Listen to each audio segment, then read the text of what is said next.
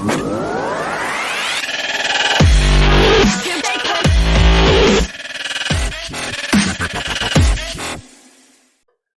defend his title against Israel Adesanya in what amounts to their fourth fight.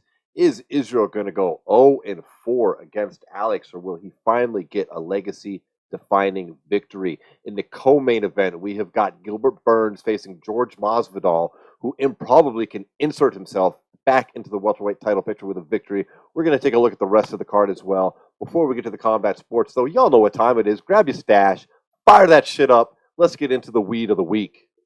Yo, what's up, everybody? Welcome to S.W.A.T MMA. This is episode number 163. I'm Jarrod here with Paul. What up? Today, we're going to be taking a deep dive into UFC 287, which sees Alex smoke weed every day.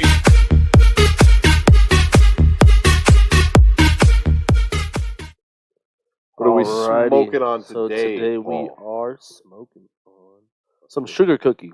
So this one's going to come in at a nice 22% THC. It is a hybrid made from Crystal Gale, Blue Hawaiian, and Sensei Star. What was that first one? Crystal Gale. Crystal Gale. I've not heard of that before. Yeah. Neither have I. That's interesting. Who grew this? This one is, it's like dispensary down the road. Nevada made? Yeah. That's a decent little place. Oh wait, it's made by Clear River. Clear River. Mm-hmm. There's been a few new not strain growers, but a few new weed companies into the market lately. I haven't had a chance to try them all, so looking forward to these. This one tastes pretty good out of the bong. Looking forward to this joint right here. You want to like this trick? Yeah, dude, for sure. We want to thank our sponsor for the weed of the week, which is Binoid. You can get great deals on Binoid CBD products and their Delta 9 THC products derived from hemp while supplies are lasting, while it's still currently legal. Laws could possibly be changing there, but the CBD will always be good to go. Go to our website, swatmma.com, click on the cool stuff button, follow the links, or there's links in the description below wherever you might be viewing or listening to us. Let's fire this shit up, and let's take a look at this UFC 287 card. Paul, I guess kind of a big deal here for Israel. I mean, This is a career-defining moment if you're Israel Adesanya. we've got a lot of other exciting fights on the card too, but it's clear what the major storyline here is. Yeah, absolutely. This is, a huge, I guess you call it a rematch in MMA, but this is now their fourth fight. This is huge. Like I said, I mean, I think Israel, if he loses this fight, I don't really know where he goes from here. If he were to win, I don't necessarily see them fighting a third time. He's not going to want to risk that. I think Pereira would probably end up moving up to light heavyweight. Yeah, statistically they're the same size on paper, but Alex is a way bigger guy. And this is, I think, pivotal for Israel's. Not his legacy is intact as the second greatest middleweight of all time, I would say at this point. Well, I feel like the opportunity to become the greatest middleweight of all time is still on the table if you win this fight. If you were to lose, it takes it completely off. Yeah, he can't. The thing is, this really odd about this is that they've faced each other for about, I think it's around 38 minutes of actual combat time. Yeah. And Israel Adesanya has probably won 34, 35 minutes of that time. Yeah, probably. But the thing is about Alex Pereira is he has the ultimate equalizer, bro. He has that ridiculous power that so few fighters really carry. But when they do, it doesn't really matter how much you beat them. Like kind of like Deontay Wilder, and he kind of has a similar body style to him. It's like real lanky, strong, just like throwing bombs, dude. He just throws bombs, and that's really what it is. And that carries all the way through the fight. And so you have to fight him perfect. And I think that's just a hard. And his size and strength is a thing that further affects Israel if he loses here, because one of his options would be to go back and try again at 205. But he faces the real possibility of what would then be his legit boogeyman following him right up to 205 as well. And he can't go to 170. So, no. I mean, maybe, but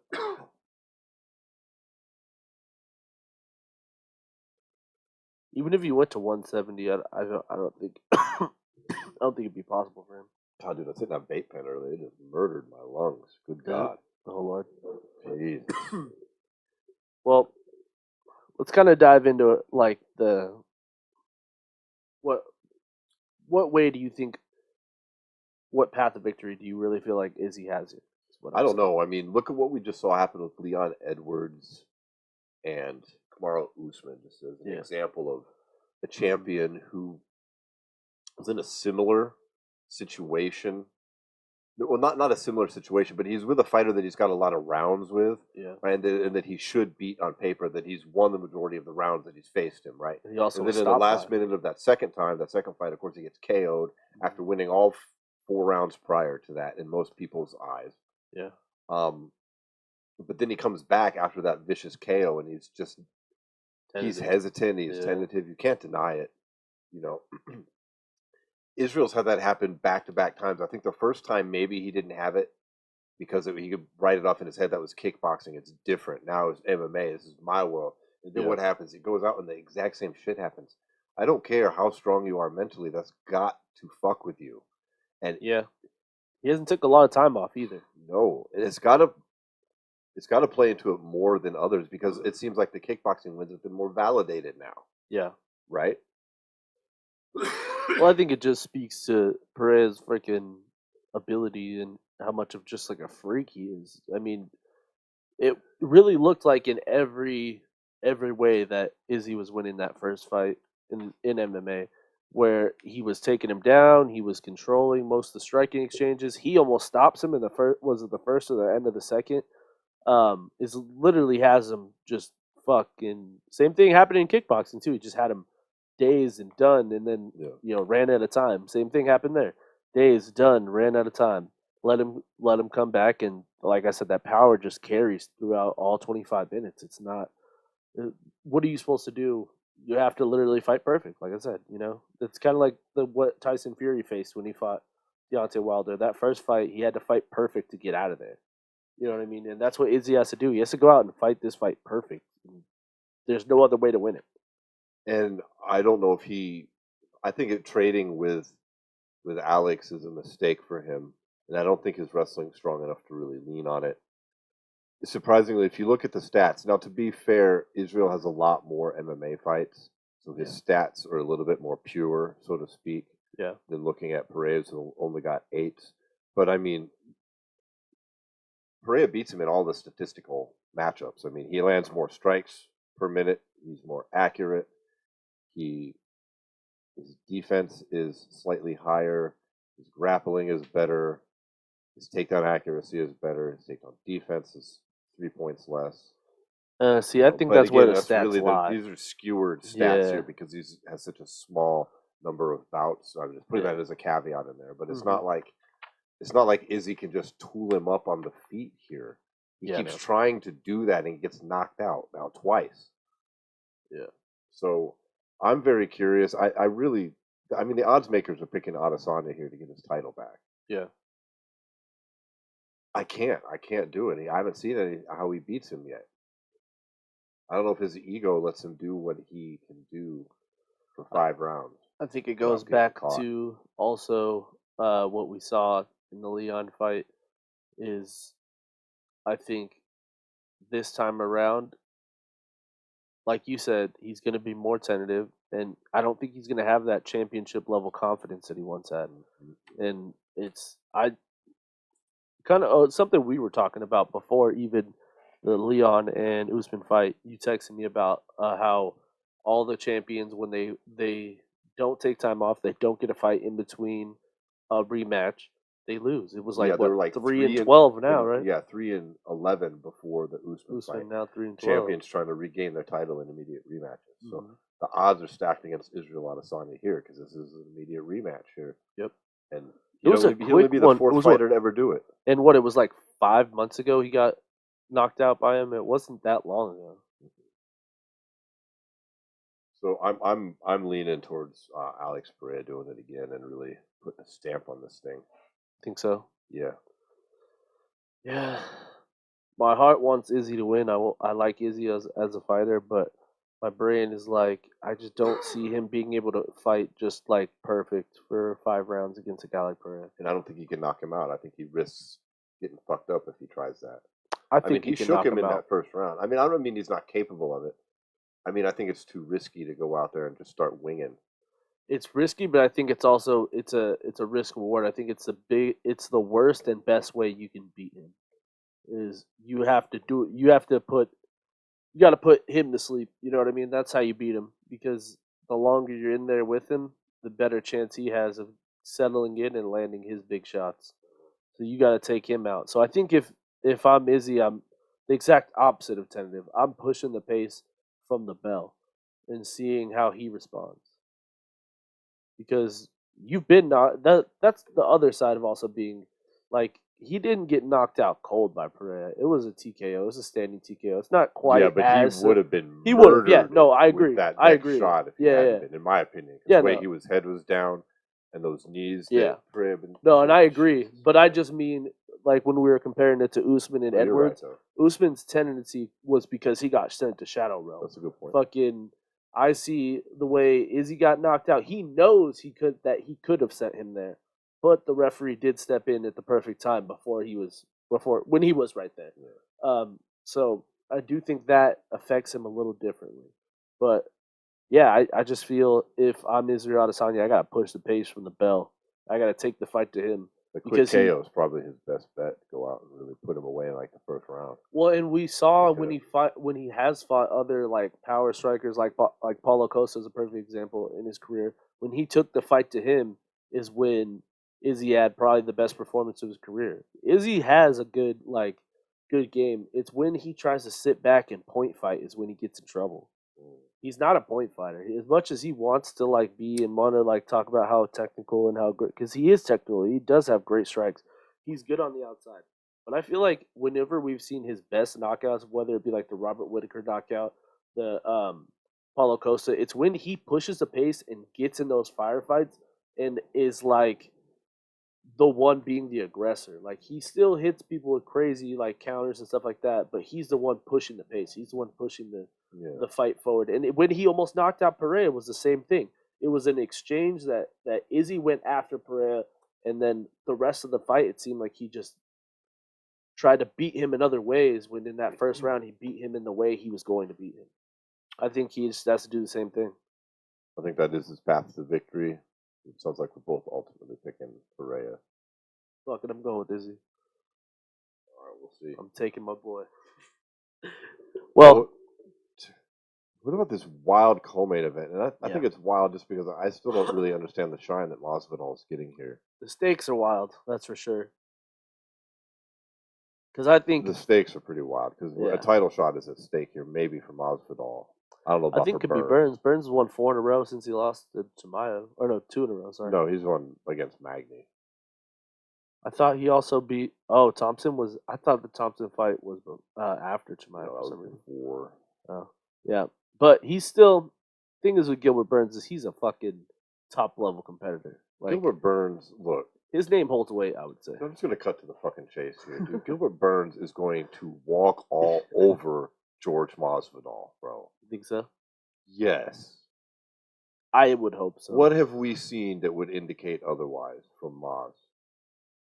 Like, his big 3 wins have not aged well whatsoever. They're in fact getting worse as time goes on. Every day they're a little bit worse. And I'm talking about Till, Askren, and Diaz. Like, come on. Yeah, that's very true. I've never really thought about it that way. I mean, Till's like I Till won't even just- see a sniff a title for 2 to 3 years. I'm going to boxing. He's not in the UFC. Askren's talking about I got no hips. I can't beat Logan Paul, or Jake Paul, whoever the fuck he fucking fought. And then And Nate's Diaz, fighting I Logan love Paul. him, but Nate's like apparently chasing some Logan Paul nonsense, Yeah. and like would have been murked if he'd fought Chimaev, as we damn well know. But you know, God bless him, he went out like a G, whooped up on Ferguson, but Yeah. he's not, you know.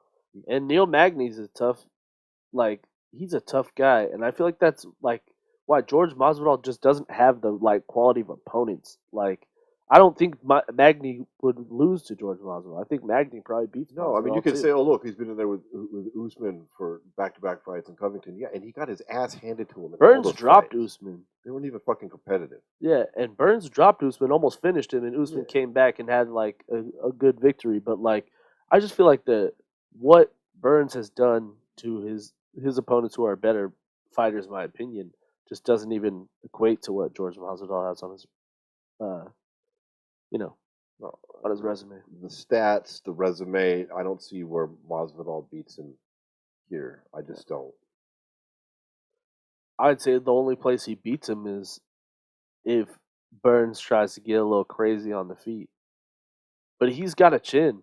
He took big shots from Chimaev and didn't go out. So I Yeah, don't you're gonna know. tell me that? I mean, dude, we're not dick riders on fucking Chimaev here. So I'm like not a this, big this fan is of a him like still. really from. Yeah. I don't like that dude. You're gonna tell me that George Masvidal hits harder than fucking Chimaev? There's no way. No way. Chimaev is a young lion, dude. That guy's Yeah. you can't deny he's strong as a goddamn ox. I bet Yeah. he hits hard as fuck, dude. Yeah. You know, like there's no way Masvidal's old ass. He's about to turn 40. This is what his 52nd fucking fight. Yeah. And this is the only one he needs to win, though, because honestly, as much as it sucks, I think, and how much of it's just like a cash grab for the UFC, I think that they would give George Masvidal a title shot off of winning Gilbert. They will because the 3-piece Minnesota shit. Yeah, 3-piece Minnesota, all the backstory with him and Edwards. This is like the most pivotal fight of George Masvidal's career. I think either he wins this or he's done. Like, will he retire? I don't think so, but I just mean like title wise. You can't give him a title shot when a guy who's lost 4 of his last 5. It doesn't make any sense. No, it doesn't make any sense whatsoever. Yeah, It makes less even sense less than than people are talking Hogan. about Colby. Yeah, I don't get this. They're like, Colby doesn't make any sense because it's been a year since he beat Masvidal. yeah, But if fucking Burns beats Masvidal, who hasn't fought since Colby either, then suddenly he gets a title shot. But I thought my win over Masvidal wasn't good enough. yeah, It's the freshness of the win. But yeah, Masvidal hasn't been doing anything since then. So how is that relevant? yeah. I'm just saying. I'm not. I'm just saying. Whatever. But No, I I don't feel see you. it happening. He's not beating Gilbert Burns. Mm-mm. No. So, and you're right. He's kudos to him for making the most out of it. I just lost a lot of respect for that dude. You don't have to be a fan of Colby Covington to think it's some pussy ass shit to put on a mask and a hoodie and run up on somebody who's walking out of a goddamn restaurant after drinking and eating steak, dude. Yeah. In the middle of fucking Miami, trying to look like a pimp. Yeah. You know how Colby is. He's trying to be the center of attention. He's not fucking like when I go places just with my background, and I'm always like careful. Yeah. Like, Colby wasn't being. He was out with the Nelk boys. Who the fuck he was with? Yeah. Like, I'm just saying. Mm-hmm. I'm not a fan anymore, and I think this is his last hurrah. So let's dive into some other fights on the card as well. Dude, there's some fucking little shining nuggets on here, man. Yeah, I really like that Kevin Holland Santiago Ponzinibbio fight. Yeah, that's a good fight for Holland, man. He's fighting the guy. As long as he can avoid getting his eyes poked, then he's probably not going to have to wrestle much here. Yeah, you know what? And I feel like after his last fight against Wonder Boy, a lot of people will be giving him shit for not doing any of the wrestling. Like, this is a good matchup for him. Like, I think Ponzinibbio is a good opponent, and it's like still where he wants to do. They're gonna stay on the feet. They're gonna slug this shit out. The odds makers are looking, at a Holland victory here. If you look at BetMGM, which he's minus 275. Yeah. It's almost 3 to 1. That might even be I don't know. What's Ponzinibbio? He is plus 210 if we're just doing one of MGM where I like to bet. Okay. I wouldn't mind that. I mean, it's not the most far fetched idea. As a bet, it's not bad, really. Yeah. What about go ahead. Another good one I like is Kelvin Gastelum taking on Chris Curtis. Dude, that's a banger. Yeah, that's a good one. That is a banger. It's a middleweight bout. Chris Curtis is tough, man. He's looked good lately. Yeah.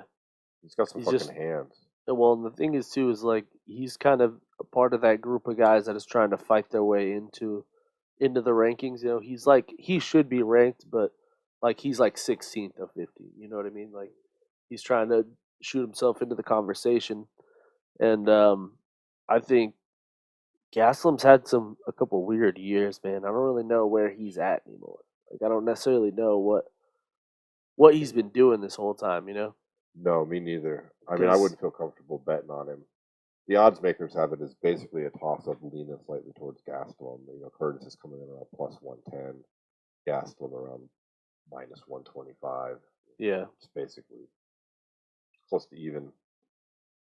and then probably in the most talent-ridden division in the UFC at bantamweight, we got Rob Font taking on Adrian Yanez, which is that's a freaking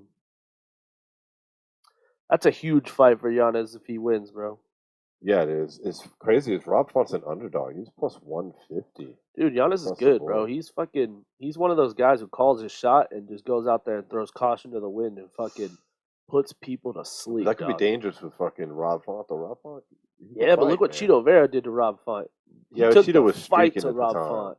He was like, I feel like that's a very similar game plan that It could be. Giannis has to freaking go after because Font is really good if you let him get into like a rhythm. You know, he's part of those guys up uh in like New England area that they all like have really solid like rhythm when it comes to their striking. Yeah. They're constantly throwing combos, stuff like that. So you have to beat him to it, and I feel like that's why this is a really good fight for him.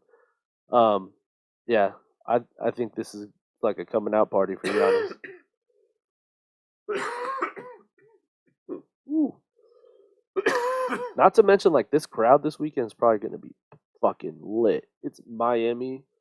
In Miami, we got Masvidal and shit on the card. Like the crowd is going to be fucking nuts. Is he For still sure. a big draw that everybody says he is? I don't necessarily think he's a big draw, but I think he's a big live draw. Like draw as far as like pay per views, not necessarily. I don't really think ever really considered him one, but like we're talking like a live gate, like that crowd's gonna be packed for sure. Yeah. What about Chiesa versus Li Jingliang? That one's the one that got canceled. Jing Liang fucking backed out. Yeah, that's a bummer. They were talking about putting Kevin Lee in because he re-signed with the UFC suddenly, which is interesting. Okay. I know. I don't really understand why they released him if they were just gonna re-sign him after he fought one fight outside of the UFC. Yeah, I don't know either. That was weird. And his Especially one win was with Diego Eagle Sanchez. FC. Yeah, and it was Yeah. Diego Sanchez. No, he Like, went out. he proved himself by whooping up on the guy who just washed and he out. didn't really whoop him. It was a close No, fight. it was fucking ridiculous. We got Michelle Watterson now. Michelle Watterson Gomez showing back up on the card. She's had a tough run here at strawweight. Yeah. It's unfortunate for her career that there was not an atomweight division in the UFC, which is really where she belongs. Yeah, I agree. But we'll see. Narrow's tough. I don't know. I just haven't been big on Watterson lately. In her fight, she doesn't to me look like she's going anywhere upwards. Yeah. Sorry to say. He said anywhere upwards. Yeah, so I think that about rounds it out, though. Yeah, I mean, there's a bunch. I mean, Cynthia Cavillo showing up on the card. Yeah. We've got Gerald Mearshart on this card. We've got Chase Sherman on this card. A lot of guys who can be fun to watch, ladies who can be fun to watch. We'll see what happens. But ultimately, I think it's going to wind up being the sad fourth defeat of Israel Adesanya. It's going to be the defining storyline coming out of this, as well as Masvidal. You're going to see two shining stars kind of take a hit. They're on the cover of UFC 4 together. Taking a hit. Is it the UFC curse? UFC cover curse? That's what happened, bro. Conor lost to fucking Khabib when he was on the cover. Ronda used to be on the cover. She lost. That shit's like the Sports Illustrated curse. Remember that shit in football? That That's the same thing in Madden. Too. Madden, anybody's on the cover of Madden, they have like the worst year of their lives after. There's a Wheaties curse too if your name is fucking Pettis. Dude, what? Let's talk about that for a second. He's the greatest boxer. This past weekend, fucking Anthony Pettis beat Roy Jones Jr. at George Masvidal's Game Bred Boxing 4. Yeah. In a pretty lackluster fight, but okay. I'm pretty shocked. I mean, I was texting people like, dude, Roy Jones is going to tool this motherfucker up. It's an 0-0 boxer versus Roy Jones Jr. I know he's 54, but come on.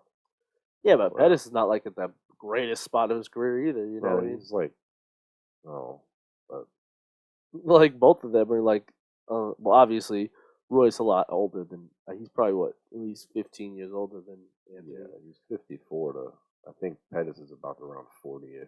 Yeah, he's got to be like 40, 38, somewhere 39, something like that. Yeah. Yeah. But It's pretty more good of a, fight. it's more of a. I didn't think it was like it had its moments. Like It's more of a commentary on the fact that Roy Jones is in his mid 50s. Yeah, is the story coming out of there. Not that Anthony Pettis is a wizard in the boxing. Some people just can hold on to it like their whole lives. Like fucking Bernard Hopkins, dude. He was what? Yeah. 51 when he won his last title. You should be able to beat 0-0 MMA fighters, Roy, or you should stop. Yeah, you should stop. True. I agree. Yeah. It wasn't like bad though. It's like Roy had like a bad showing. A lot of one of the judges actually had his draw. Yeah. It was like one of those fights where both guys you could tell weren't pushing the pace too much. It was like a lot of rounds were getting won by like moments inside the round rather than like dominance. You know, it'd be like they gave Pettis the first round, and the first round was like a real feeling out process. Yeah, Pettis, it was. Pettis hit him with like 3 body shots, and they gave him the fucking round for it. Yeah, and Roy did have some jabs land in that round one, but whatever. Yeah. What about this Jose Aldo, Jeremy Little Heathen Stevens draw? Yeah. 4-rounder novice boxers. I don't know, dude. I think it's actually 6 that one. That was 6 round. I'm sorry, Yeah. 60-minute rounds.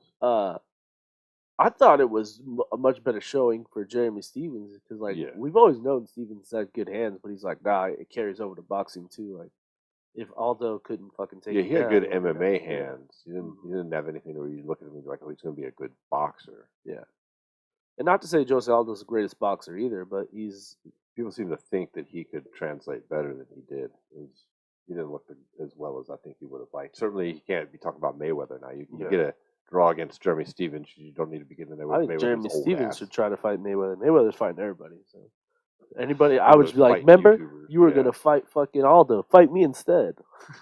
Right. Connor tried to chime in there. Aldo got butt hurt. I'm sure at least online. Yeah, sounds about right. Whatever. That card overall though, like after you've seen... Jacare got fucked up. Jacare got fucked up by Vitor. Well, of course, Jacare. What is he known for? Yeah, his fucking jiu-jitsu. Why is he in a boxing ring with Dude, Vitor? I think he knocked him down 3 times in one round. Yeah, the last round he did. It was a 10-7. Yeah. For the round. I think it was 5th. Yeah. The second to last. But yeah. Dude, Vitor is fucking racking it up, dude. He doesn't give a fuck. Honestly, I'd rather see him and Anderson now. Have him and Anderson run a boxing match. That'd be cool. They're just going to keep doing this thing, you know? Jake Paul. Yeah, but if they're going to keep doing this, they're going to keep doing it, go for it. Yeah. Or Vitor versus Jake Paul. I'll watch that. Here's my thoughts, and I'll wrap it with this, and I'd like to hear your response. But I think that card, before I saw it and afterward, I have the same opinion. It was worth about $19.99, bro. Yeah. $50 is crazy. Yeah. I wouldn't buy it for that. If I bought it for that, I'd have been mad. If I paid $20 and that's what we got, I'd have been cool. Yeah. So, whatever. Kudos to George for getting some shit going, though, for real. And I really think that what was cool about it, something that Roy had brought up in the press conference before, that this card wasn't really about like creating legends or creating anybody's boxing career. What it was to show, he said, to show the boxing community that there's even these MMA guys are willing to put their records on the line to maybe like get something going, and that a lot of these guys in boxing right now are like dodging each other and not trying to fight the best of the best. And now that you're going to have other guys who are going to come from other places like the UFC and other like MMA promotions, and they're going to steal some of your fights because you're like Francis is a perfect example. Francis is going to come in and steal a title shot that someone else may be able to get because these motherfuckers just won't fight each other. What do you think about the irony of Jose Aldo not re-signing with the UFC when he could have, going in boxing in George Masvidal's Game Bred Boxing, and then in a press conference saying that he thinks Francis Ngannou made a mistake leaving the UFC and trying to box not some washed up, sorry Jeremy, MMA fighter, but the best of the best on the planet in a massive fucking pay-per-view. Don't you think that's a little try ironic? to do that next. He's gonna try to fucking fight Floyd. Yeah, this is the guy who's calling out Floyd. Like, wait a minute, dude. Like, you're literally doing the same shit. You just hypocritical. You didn't get a big fat offer from the UFC and weren't the champ at the time. That's the only difference. This is really the only difference. Yeah. That shit is So, funny as fuck. yeah, I found that amusing. But anyways, I think that about wraps the show for today. Yep.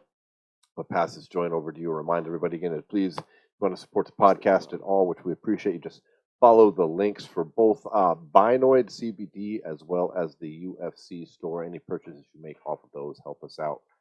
Where can they find those links at, Paul? SWATMA.com, and they can head over there, click the gear button, buy a t-shirt, support the podcast. Then they head over to Instagram and follow us at SWATMA Podcast. Thanks, everybody. Peace. Later.